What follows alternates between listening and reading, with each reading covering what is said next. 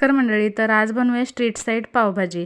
तर यासाठी मी भाज्या घेतल्या होत्या सगळ्या, जेवढ्या असतील तेवढ्या व्हेजिटेबल्स घाला. आणि इथे मी ढबू मिरची आता तेलामध्ये फ्राय झाल्यासारखं झाल्यावर मी आलं लसणची पेस्ट ॲड केलेली आहे. ह्यामध्ये कांद्याची पेस्ट ॲड केलेली आहे.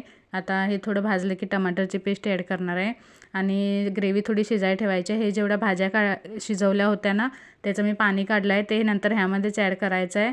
आणि भाज्या छान खलून घेतल्या होत्या. तर ग्रेव्ही आपली शेकलेली, ह्यामध्ये लाल तिखट, मीठ आणि थोडासा नावापुरता गरम मसाला घातला होता, हळद ॲड केली होती आणि हा पावभाजीचा मसाला ॲड केला होता.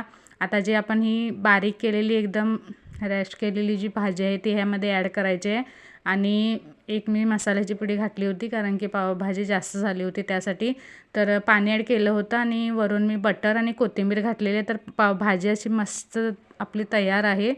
मस्त हॉटेल स्टाईल भाजी झालेली आहे, घमघमीत वास सुटलेला आहे. तर चला पटकन सबस्क्राईब करा आणि व्हिडिओला लाईक करा.